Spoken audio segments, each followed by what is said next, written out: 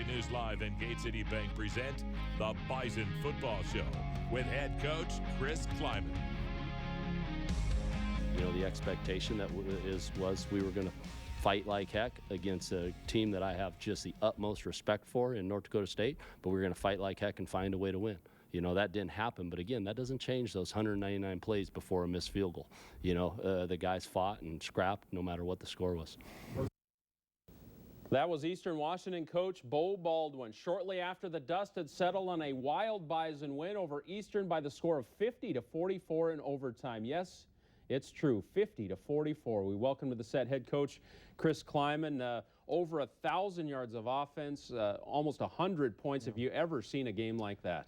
No, but we kind of anticipated it could be that way. It just in the fact there's such an explosive offense, and let's be honest, when you come into the Fargo Dome, you're going to give us your best shot, and it was no question their Super Bowl.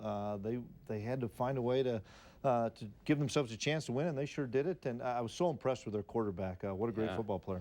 Couple of overtime games to start the season. I think it showed a lot of perseverance by your guys. Yeah, a really resilient bunch of guys that we always never say die attitude. Always feel you have an opportunity to win, and we get into that extra set, and then you hope Coach Kramer's strength and conditioning program and our conditioning as athletes comes through, and it sure has the last two weeks. Well, let's break this down. We got a lot of highlights to get to. So 50-44. We're going to start in the first half. This game took forever. It was well over 4 hours of game time. Lots of replays and such. First possession, Bison D forces a 3-and-out. Big win. Yeah, we did a nice job being able to establish and stop the run game early.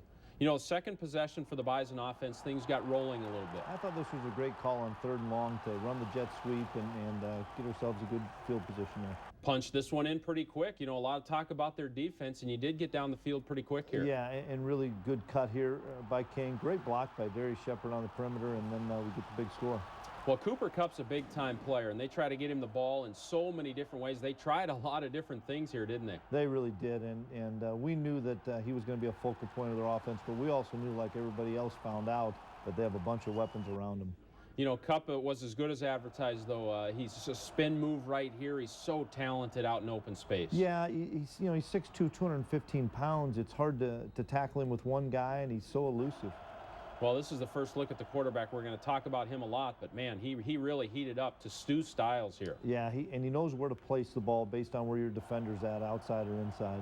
Cooper Kupp doesn't look fast, but somehow he's always open. Great route runner. Yeah, he does a great job getting inside our coverage. We had him man-to-man, and he just beat us inside, and he threw it on time. 7-7, and the Riverboat Gambler, Bo Baldwin here in the middle of the second quarter. Yeah, we thought they were going to do something like this, and we should just make that play. We just didn't make the play. We had position to do it. We just didn't finish it. Bison D recovered, though. This is a great coverage call on a deep ball to Kupp. Yeah, a really good job double covering by Bachmeyer and Grimsley, and then we're able to flip the field. And this is really important, is the return off this. Great blocks. You see a bunch of guys, Jalen Allison knocking a couple guys down, Menard, Stanley Jones, to get ourselves great field position. And many times after a turnover, you go right for it, and you go for a deep ball here, and this is a tremendous play. Yeah, this is as good a play as you'll see by R.J. Urzendowski, and that's why he is as good a player as he is he just wrestles it away from the guy, and we were hoping to maybe just knock it away for an interception, and sure enough, R.J. comes down with it. Yeah, he could have given up. He did not. And you punch it in here, so it's 14-7. Important to get points off that turnover. Yeah, it really was. To be able to capitalize on the turnover was big key for our offense. Another 3-and-out. Back on offense right away. Get the tight ends involved. Yeah, here. Great job by Jeff Ilias. I was really impressed with Easton's kick all day. I think he really improved as the game went on, and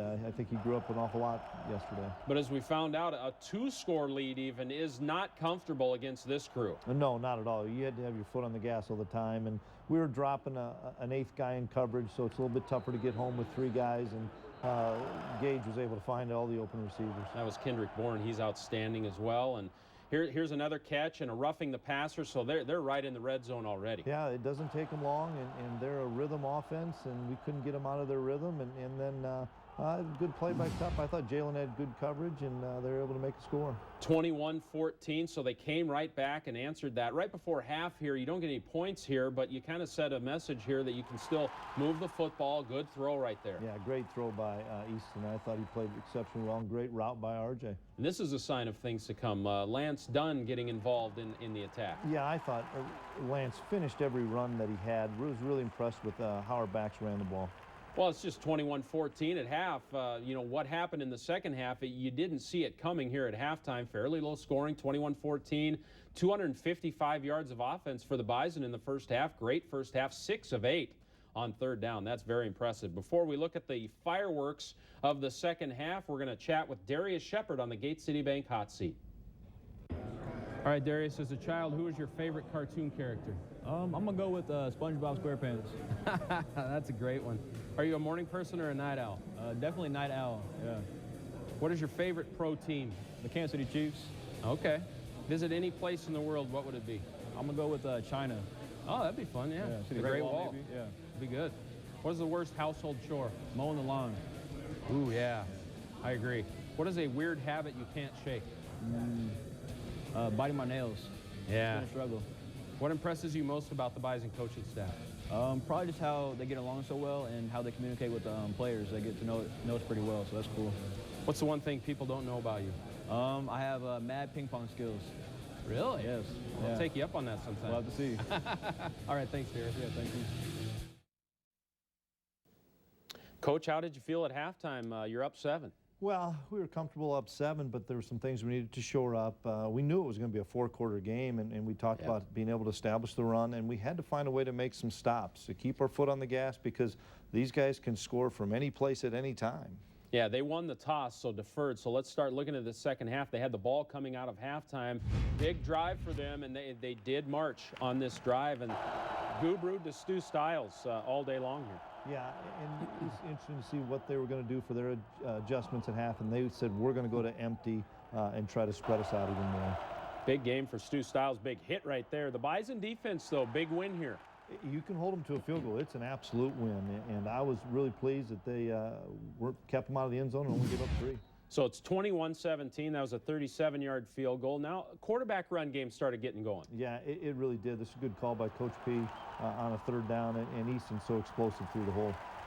And now a big play to Darius Shepard, so the Bison answer that opening drive for Eastern Washington. Yeah, we thought we had a chance to get this play in, and it opened up just kind of like we thought, and Shep does a great job getting himself in the end zone. Got rolled up on there, but he did continue in the game, didn't he? Yeah, he did. Yep, 28-17.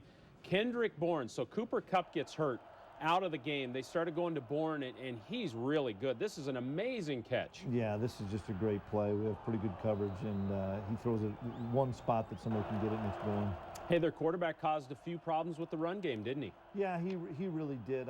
We kind of blew our second contain, and then he does a great job of noticing that and going in and getting the touchdown. But he's a really athletic quarterback. Yep, 28-24. Now you start getting the tight ends involved again a little bit here. Nate Jensen. Really important moving forward for us to continue to have our tight ends involved, and I thought Jens had a really good game. So first play of the fourth quarter as we flip now. Lance Dunn breaks free for a big run. Yeah, and great job by Bryce Mesner setting the edge there on point of attack, and then Lance hits the hole, and then he's gone. Yeah, he's got a great burst, 35-24. Now back, here comes Eastern Washington. These guys were not going to go away, and look at this throw by Gubru. Yeah, there you go again, the empty formation, and I thought we should have been in better shape on this. We had him doubled, and we just missed time to jump with the safety. That one should have probably been a pick. So deep into their receiver roster, here's Simba Webster. They had guys everywhere making plays. Absolutely. Now they're getting into the rhythm. They're going really up-tempo, making it hard for us to line up, and they make a great play. Big play here, though. They had momentum, and this was a monumental play. This was, and we talked. We had to find a way to get a couple of turnovers, and ultimately this may have been the difference. Obviously, the 3 turnovers that we did get was the difference. Missed the point after, though. It's 41-31. Now Eastern Washington not about to go away, and here comes Stiles again. Lots of time to throw, and we're dropping the 8th man in coverage, and he puts it on a dime, and I thought Robbie was glad he didn't get kicked out. He shouldn't have. Got a little pressure here, but he did find a way to escape. Yeah, and that's the problem. And when we did get pressure on him and we didn't get the sack, then he scrambles out, and there's receivers running to spots, and they make a great job, or do a great job getting him open. They missed the extra point, 41-37. A critical 3-and-out puts Eastern Washington right back on the field, and here they come again. Yeah, great job. We talked about the 50-50 balls, and we didn't win those 50-50 situations late in the game. They punch it in here, take the lead, 44-41 with 4:32 to go. Yeah, they did, but same thing we talk about all the time. I didn't see any panic in our guys' eyes. I thought Easton did an unbelievable job on this 2-minute drill. Another great catch by Jensen. That was a 3rd and 9. Here's a 3rd and 2. Yeah, good call. We have a run-pass option, and Easton breaks through and gets us in field goal range. That was a rush for 13 yards. Now a field goal. 42 seconds left to tie the game. You bet. And we're able to get to that extra, well, potentially that extra period. Yeah, exactly. And they almost had enough time here. Boy, any seconds on the clock is not comfortable with these guys. It's like I said, they can score from anywhere. And they go to their empty set again. We double the backside X receiver, and they have single coverage, and it's a 50-50 situation, and we don't win the situation. Much like the Charleston Southern game, they had a field goal to win it. Thankfully, they missed it. Yeah, they just pushed it off the same spot 2 weeks ago in the same corner. Now, overtime, you win the toss, so you defer, so you go on defense first. Yeah, we go on defense first, and great call by Coach Ince, bringing the blitz and get them off schedule. And rather than 2nd and 4s and stuff, we got them in 2nd and long. Hey, when the Bison defense had to have it, you can talk about all the points on the board. They made the play. Yeah, what a great play. That big-time players make big plays, and Trey Dempsey's a big-time player. And here's the walk-off win. Lance Dunn. Wow. Absolutely. We had the one-on-one with the safety, and Lance made him miss and took it to the house for the win. Just like the Charleston Southern game, one play on offense at overtime, and it's a 25-yard run, and the celebration is on. And hey, the Bison are 2-0, 50-44. Tip your cap to the Eagles. Absolutely an outstanding offense, 556 yards of offense. That doesn't happen against the Bison, but they're going to do that to a lot of people this year. The Bison did win the turnover battle. That might have been the difference, +2 in the turnovers. Let's hear what the players had to say after the game. We're 2-0 and 1-0 this week, so it feels really good. That's a really good Eastern Washington team. Credit to them coming in here. Played really hard, made a lot of plays, and but just credit to the guys in our locker room, our coaches. You know, that was a tough game, and I think guys showed you know, what makes this program special. This is what we've been working for all off season. I've been working super hard all off season for this day to show what I can do out there on the field, and it showed. And I'm just proud of the team. We worked hard. We prepared. The game plan was super good. So win the game. That's pretty much it. That's all that matters. Everything else that happened before that, it don't matter. It's all about what you're gonna do next. Before the game, we watched a little video with CJ. He was saying, "So what? Now what?" And going into overtime, we were saying, "So what? Now what?" They made it to overtime with us. Now what we gonna do? We gonna give up, or we gonna play like Bison and finish? So that was the goal. So what? Now what? Win the game. Great job by Trey in overtime there. Another tough call for our Nodak Mutual Insurance player of the game. And in this game, you would think an offensive player, right? But Nick DeLuca impacted this game in many ways. DeLuca suffered an injury 2 weeks ago, showed tremendous toughness to get back on the field. His pick 6 late in the game really helped slow down an avalanche of momentum that Eastern Washington had built up. And to top it all off, he had 14 tackles. Yeah, I think having the bye week was huge, you know, as far as recovery and stuff. That was definitely a blessing. You know, just rehab, a lot of rehab, you know, working the weight room with Kramer and all that stuff, really progress it. And, you know, talks with Pyatt, you know, Dr. Pyatt. And, you know, he cleared me today, and, you know, I felt like it was great. So, yeah, just full go. That's kind of one of those silent leader opportunities where DeLuca, the work he put in to get back on the field has to resonate with the other players. Absolutely. And on Wednesday, he wasn't cleared. And I think Nick said, boy, I have 3 days to prove to the medical staff that I can get out there and play. And he lived in the training room. And other than going to class, he was in the training room or at practice. And credit to him. He wanted to play for his teammates. He cherishes every game he has the opportunity to play. And so proud of Nick. I think this is a game where you don't focus on the numbers given up by the Bison defense. You just tip your cap to the offense. And we want to take a look at the quarterback for Eastern Washington. I mean, amazing numbers. This is through 2 games. So he played a Pac-12 team and the #1 FCS team in the nation in the Bison on the road. And he's 60 of 80 for 1,050 yards from scrimmage. It's really amazing the numbers he is putting up. Yeah, and I grabbed Coach Baldwin after the game, and I said, that's the best quarterback I've ever seen come into the Fargo Dome. Yeah. And there's been some good ones in my 5 years here, but that's the best performance of somebody I've seen come in here.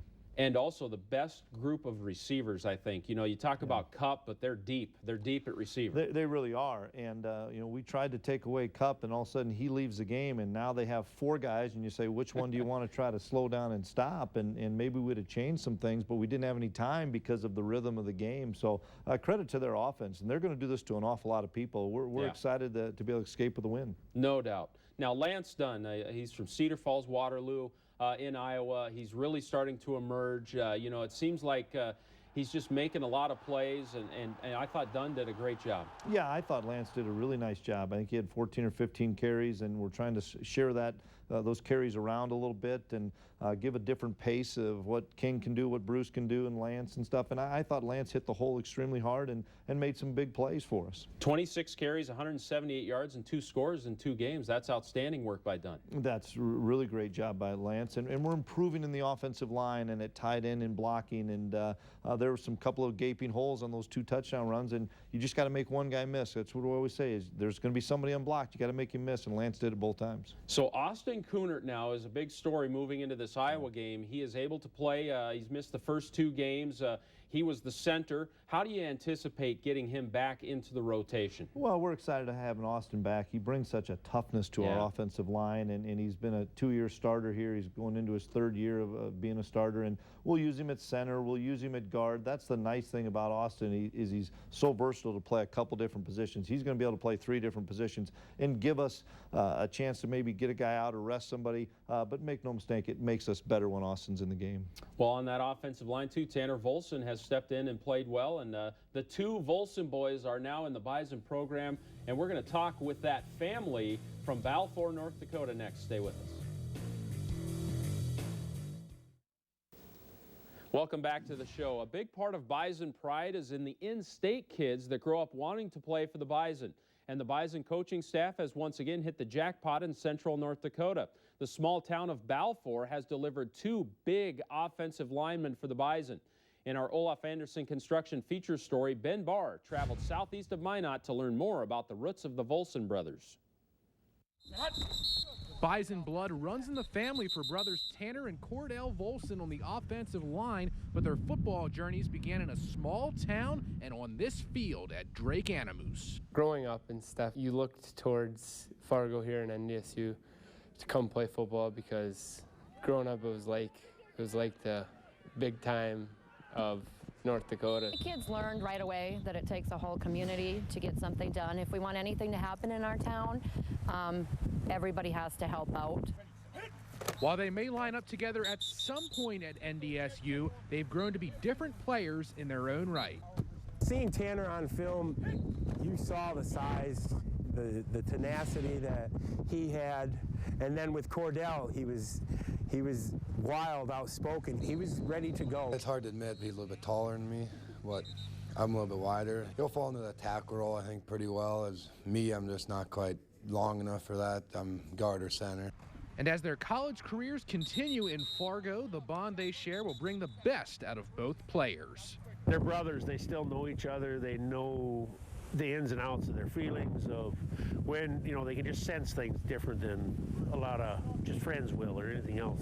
It's kind of nice to have him here, to have someone to kind of like, just because it's your brother, it gives you a little bit more of a encouragement and motivation to go after it. I've told him it's not going to be easy at all, and it's going to take a lot of work and a lot of time, and if you want it, you have to stay with it. Reporting for the Bison Football Show, I'm Ben Barr. In-state kids who are big offensive linemen. The Bison have made a living off guys like that. Absolutely. I've so enjoyed getting to know Ralph and Wendy. They've done such a great job with those 2 boys, and they're excellent football players. They're great students. They grew up wanting to be Bison, and Tanner's done a phenomenal job for us these first 2 games, and he's going to continue to play an awful lot, and we're excited about Cordell. He gives us great length at tackle, and he'll be a player that we'll see probably next year. The small school North Dakota kids, we love to have them in the program. Well, the Bison found a big receiver out of the Twin Cities in this last recruiting class. 6'5" Sean Engel out of the Twin Cities has been the buzz since fall camp ended. Engel brings a height element to the future at the receiver that the Bison have not really had. He's an athletic 6'5", a lean 200, He has great hands, scored several touchdowns in fall camp scrimmages. He was part of the USA Under-18 All-Star football team and is ready to contribute when the time comes. In high school, you're the number one receiver. You're who they want to throw the ball to every time, and then you come in here at the bottom of the depth chart competing against guys who've been here for 4 years, and guys are 22-year-old men. So it's a big change of pace, but you know, it's nice to have all those guys just, you know, coaching you and teaching you the way of things and just perfecting your craft around here. Well, it looks like he has a bright future, Coach. He really does, and had he not missed a good chunk of fall camp, he may have been playing for us, but he just lost a lot of time with a hip injury. But he gives us an unbelievable look on scout team, and he'll be somebody to reckon with over the next 4 years. Well, things don't get any easier for the Bison. The Iowa Hawkeyes of the Big Ten, the defending Big Ten West champs, are next on the schedule. We'll talk about it. Stay with us. Well, Coach, 2 overtime games against 2 top 10 teams. Game 3 is against the Iowa Hawkeyes. They're always good. They were very good last year. Kirk Ferentz has done a great job. It's an early kickoff. Yeah. What are your early thoughts of this game? Well, it'll be a great challenge for our guys, and we look at that as an opportunity game, a chance for us to go and play what we think is a perennial top 15 team in the country. And last year they won their half of the Big Ten, and it'll be a great challenge for us. And our guys are excited for it, and we'll go down there and see what we can do. You grew up in Iowa. What's the environment like at Kinnick? I'm sure you spent some time there as a kid going to games and stuff. Yeah, it's a great environment. They have great fan support. They're right on top of you. Our guys will really enjoy the atmosphere. It'll prepare us for going into places like Northern Iowa and stuff as we get down into our Valley season. But it is a great atmosphere for college football. Gary Barta and Gene Taylor are down there too, and another interesting element to this game. Yeah, it'll be good to see Gary. It'll be good to see Gene, and it'll be good to see all of my family. It's a short trip for them, so it'll be a fun Saturday morning. The Bison will be ready though, right? Yes, we will be ready.